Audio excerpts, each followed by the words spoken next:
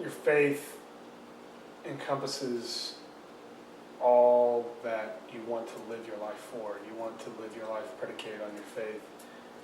That being said, when you're playing sports, it's no different. Like, that's a part of your life. You want your faith to be evident in what you're doing, and so. Sorry, that was really vague. All right. I'm Patrick Wells. This is J-Bo, Jordan Harris. We are both redshirt seniors on the Furman football team, also on the FCA Leadership Council. I have some questions for you guys. What are some of the most important qualities of a team player? First thing is always being committed to, learning who your guys are. I kind of make a note to know where everybody on the team is from, and also knowing sort of what their job and responsibility is as a football player. I'd agree with J-Bo. I also think that sacrifice is a big part of being a team player, because you sacrifice a lot for the team. You sacrifice a lot of times what your individual goals are, what your individual aspirations are for the benefit of your teammates and for the benefit of your team as a whole. So I think sacrifice is a very big and important quality of a team player. Kind of going off of that, how has your faith or relationship with God affected how you view teamwork and being a team member? I hear a lot of times about, be a blessing more so than just worrying about, your own self and sort of putting others before yourself. And I think one thing about, your faith teaches you is that it's more so about what you can do to serve others as opposed to what the team is doing in your best interest. And a lot of times on a football team, you'll be worried about the externals and the things that, benefit you from an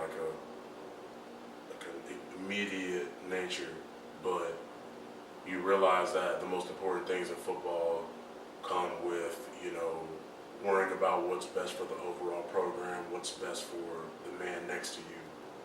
If you look at, I guess, the whole grand scheme of things, right?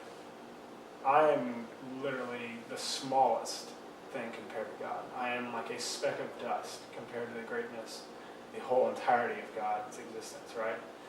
And when it comes to football and being on a team, I've got 100+ brothers I'm on a team with, and then you think about all the equipment managers, all the trainers, all of the coaches, and you add in another 30, 40, 50 people, you're a small fish in a bigger pond of grand scheme of things, right? And it doesn't matter. I mean, you could be the starting quarterback, you could be, the fifth string, left end.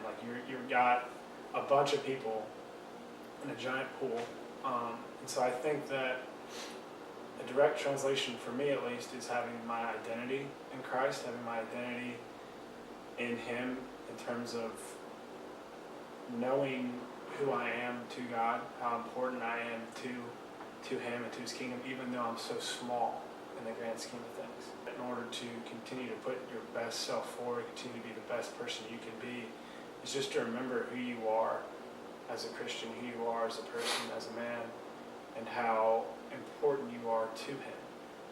And so it's kind of having that self-assurance of knowing where your strength and where your help comes from. As a football player, we all want success and we want it immediately, but God is always on time. So you realize that, having patience and having understanding that, your time will come, just be, have the faith, keep putting in the work, and keep, investing into yourself. And then from outside of myself, it's taught me that I'm not that important, and that I probably leave a mark on the football program by being great to others instead of just worrying about, my stats or my accolades or what anything is being said about me through media or press, if there is anything. It's because at the end of the day, 70 years from now, Furman's going to have a football team, hopefully. And nobody's going to remember who the blocking award winner was, the defensive player of the year from 2019, and it was 2075, none of your teammates are going to remember or care. They're just going to remember, yeah, that guy, he helped me out when I was a freshman. He gave me a ride. He told me about what classes to take when I was a freshman. He picked me up when I was getting yelled at by one of the coaches, or I'm going through a rough stretch. That guy was there. Yeah, I like that guy. And you got to just think that will always hold more weight than anything as tangible as just being good at football. So my relationship with God has probably taught me that this is so much bigger than just the white lines on the field. Football is a violent game. I mean, it's all about who's more physical and who can be more successful. But at the same time, you can still have Christ-like qualities within it. You talk about seeing Christ within you and having those Christ-like qualities on the football team. But what are some tangible actions that bring your faith to your team?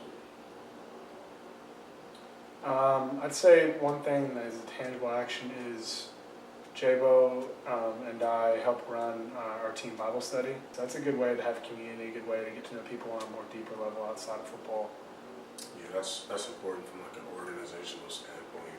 From an individual standpoint, I think, to be a great athlete, you have to be committed to sort of a routine and sort of the things that you believe make you better. And a lot of that times that translates into faith. Mm-hmm. So, your commitment to yourself as an athlete, but also your commitment to the team and your commitment to such like a routine that makes you a better player sort of correlates in terms of that like tangible action that you can take. Like every day I put in extra work after practice, or I try to reach out to like a freshman offensive lineman on the team, see how he's doing in school or what he's not picking up on in terms of the scheme, in terms of plays. Like that sort of action that you make like a continuous like process and sort of an everyday routine is something you can live by, and I think that's pretty important to do. And lastly, if you were to give your high school self one piece of advice before playing college football, what would you say? Approach it with the mindset of it's more than just football, and I think that translates to everything. You're going to be challenged, you're going to be given adversity, no matter who you are, your status. The sport just demands the most out of you. And so being prepared to give yourself over the sport without sacrificing who you are as a person or as a Christian, I think is very critical, because the game's going to demand all of you. Continue to work on who you are as a person and as a man. That way, when the storms of football, like the storms of life, come, battering at your door and trying to knock you down your house, that you have that firm, solid rock to stand on. Your house isn't on sand. Start building towards that foundation that, as quick as possible, so that, when inevitably the tough times in college come, be they in school, in football, with, or life in general, that you're prepared for it, you have something to lean on. You'll be able to navigate yourself through the storm, by leaning on Christ.